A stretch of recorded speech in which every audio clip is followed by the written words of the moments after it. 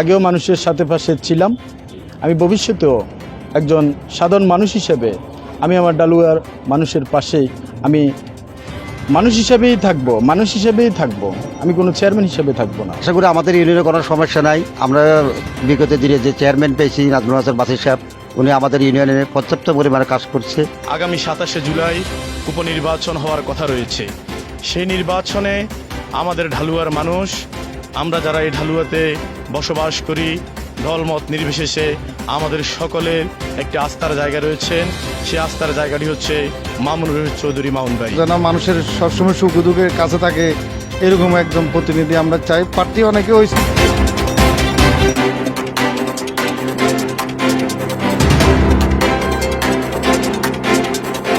24 বিশেষ আয়োজন ইলেকশন.com সকলকে স্বাগত জানাচ্ছি। প্রিয় দর্শক, আপনারা জানেন যে আগামী 27শে জুলাই এই নাঙ্গলকোট উপজেলার ডালু ইউনিয়ন পরিষদের উপনির্বাচন অনুষ্ঠিত হতে যাচ্ছে। আমরা আজকে সেই খবর জানাতে চলে এসেছি এই ইউনিয়ন পরিষদে। আমাদের সাথে এসব বিষয়ে কথা বলতে যুক্ত হয়েছেন এই ডালু ইউনিয়ন পরিষদের সম্ভাব্য প্রার্থী জনাব মামুনুর রশীদ। আমরা তার কাছ থেকে তার ভিউ জেনে নেব এবং আপনাদেরকেও জানিয়ে দেবো। জনাব মামুনুর রশীদ, আপনার কাছ থেকে প্রথমে আপনার ব্যক্তিগত এবং রাজনৈতিক যে পরিচিতি আমরা শুনতে চাচ্ছি। আউযুবিল্লাহি বিসমিল্লাহির রহমানির রহিম। আমি মোহাম্মদ মামুনুর রশীদ চৌধুরী, আমার বাড়ি উরকুটি চৌধুরী বাড়ি। আমি একটা সম্ভ্রান্ত ফ্যামিলির সন্তান। আমি ছাত্রজীবন থেকেই ছাত্র রাজনীতি করে আসছি। আমি একসময় ডালু ইউনিয়ন ছাত্রলীগের সভাপতি ছিলাম। আমি নাঙ্গলকোট উপজেলা আওয়ামী লীগের সহপ্রচার ও প্রকাশনা সম্পাদক। আমি কুমিল্লা জেলা স্বেচ্ছাসেবক লীগের উপধর্ম বিষয়ক সম্পাদক। আমি একটা গভর্নমেন্ট কলেজের সহসভাপতি ছিলাম ছাত্রলীগের। আর আমি দীর্ঘদিন এই এলাকাতেই এই মানুষের সাথে, আমার প্রিয় ডালুয়া ইউনিয়নের মানুষের সাথে পাশে থেকে রাজনীতি বলেন, সমাজনীতি বলেন, যা বলেন আমি করে আসছি আর কি। আমরা জানি যে এখানে আরও কয়েকজন প্রার্থী রয়েছেন। যদি আপনার কাছে প্রশ্ন রাখি যে আসলে এই কয়েকজন প্রার্থীর মধ্যে আপনি কাকে যোগ্যতম মনে করছেন এবং কেন মনে করছেন, আপনি সহ? না, এটা তো একটা কঠিন একটা প্রশ্ন বলছেন। আমি মনে করি যারাই প্রার্থী হয়েছেন সবাই যোগ্য প্রার্থী। যারা একটা ইউনিয়ন পরিষদে প্রার্থী হবে অবশ্যই যোগ্য প্রার্থী হবে।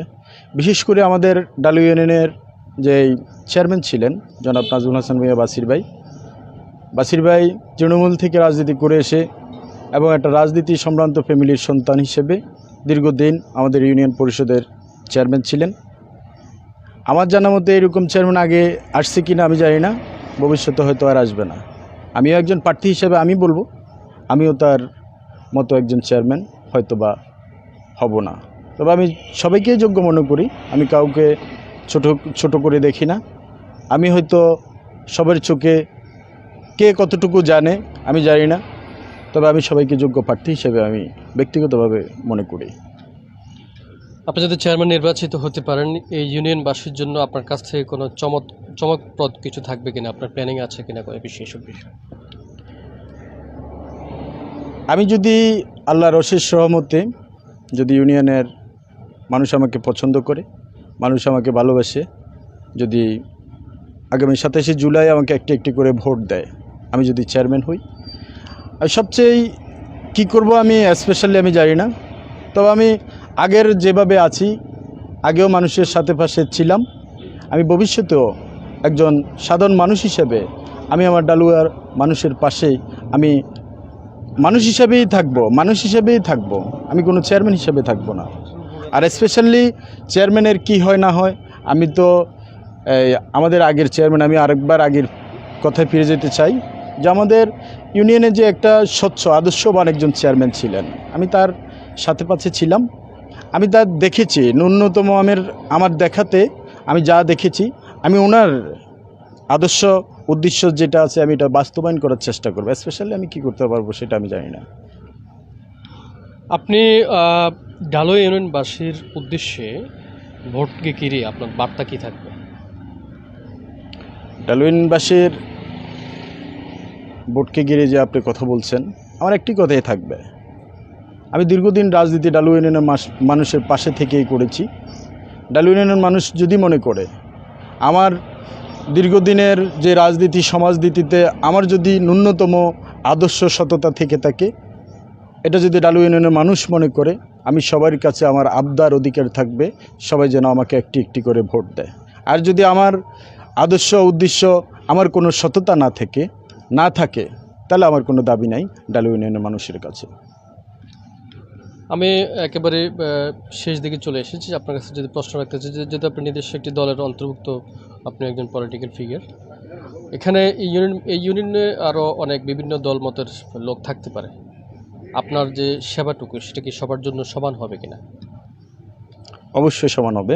আপনি বলেছেন আমরা রাজনীতি করেছি, সমাজনীতি করেছি দীর্ঘদিন। আমরাও রাজনীতির 2001 সালে আমরাও অনেক অন্যায়, অত্যাচার, নির্যাতন সহ্য করেছি।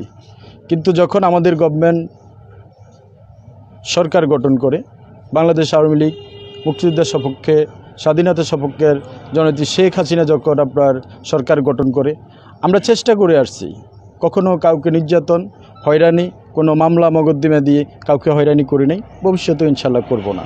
আমার ডালুয়ার মানুষ, আমি চাই আমার বিগত দিনগুলোতেও আমি ডালুয়ার মানুষের সাথে, সব শ্রেণীর মানুষের সাথে যেভাবে দল বল নির্বিশেষে যেভাবে আমি আমার জীবনটা কাটিয়ে আসছি, আমি ভবিষ্যতে চেয়ারম্যান হই বা না হই, আমি ভবিষ্যতেও আমার জীবনে সুন্দরভাবে, সুন্দর পরিবেশে, সুন্দর একটা সমাজ গঠনের মধ্য দিয়ে আমি আমার নিজকে বিলীন করে দিতে চাই।